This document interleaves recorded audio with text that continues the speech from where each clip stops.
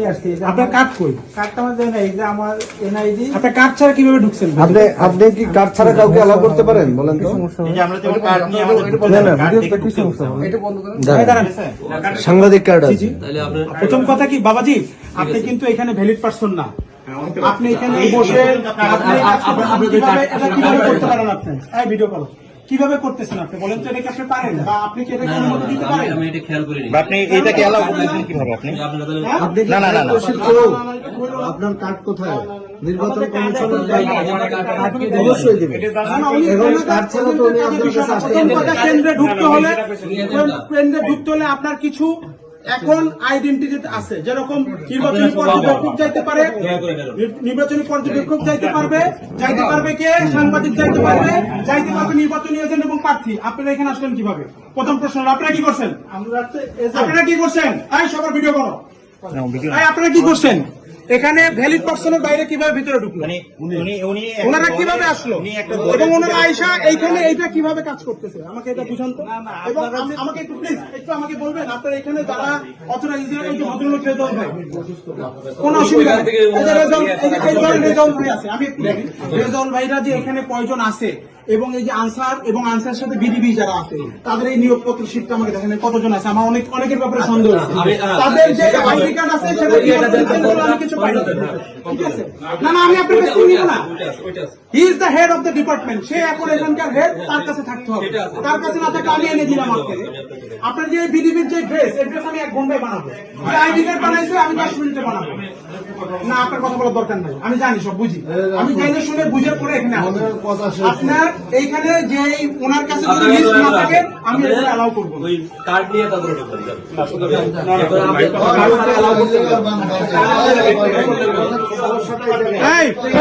আপনি তো নিয়ে বসে আছেন, তাকে নিয়ে বসে মিটিং করতেছেন।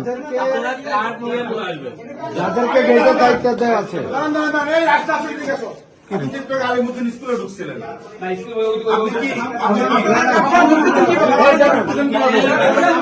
মানা করছি ওরা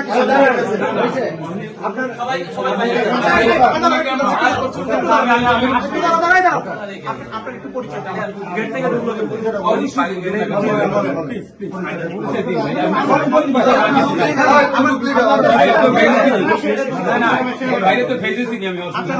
আপনার পরিচয়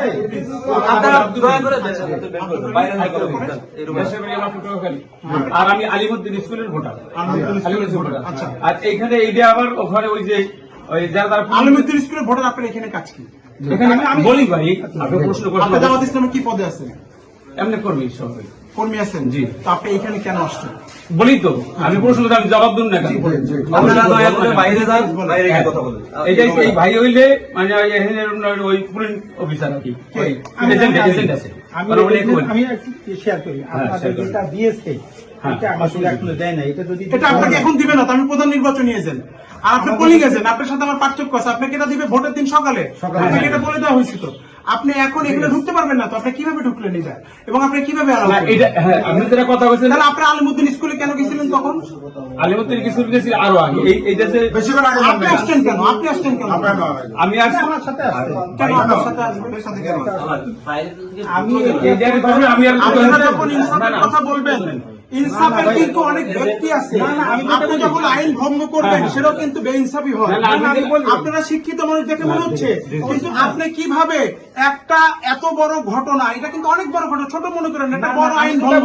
আমি প্রিজাইডিং অফিসার ব্যবস্থা নিতে পারি, ইভেন আপনাদের ব্যবস্থা, আমি যদি আর্মি রাখি আপনাদের ব্যাপারে ব্যবস্থা নিতে পারি। আমি বলি ওইখানে ওই যে বিএনপির যে এজেন্ট সেও তাদের না না, আমি বিএনপির এজেন্টের কথা ওখানে কেন তার কথা টানতেছে? আমি তো আপনাকে পাইছি।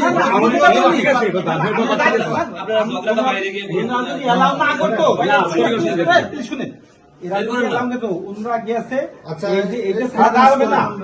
আমরা তো আপনার নাম তো? আমার নাম মোহাম্মদ শফিকুল ইসলাম। আমরা তো এটা নিয়ে আসছি। উনরা যদি এলাও না করে দাম ঢুকুন কেমনে? আমরা ঢুকবো না। আমরা তো যদি বসে আছে উনি সাজা করতেছে, আমার কাছে বুঝতে এভিডেন্স। না না, ওইটা জিজ্ঞেস করতে আছে ভাইজান। এই ভাইজান, ওইটা জিজ্ঞেস করতেছিল। আপনারা অথরাইজ না, আপনি কেন ঢুকলেন? আপনারা ইনসাফের কথা বলেন আর আপনারা চুরি করে ঢুকছেন কেন? কেন না বুঝে ঢুকবেন?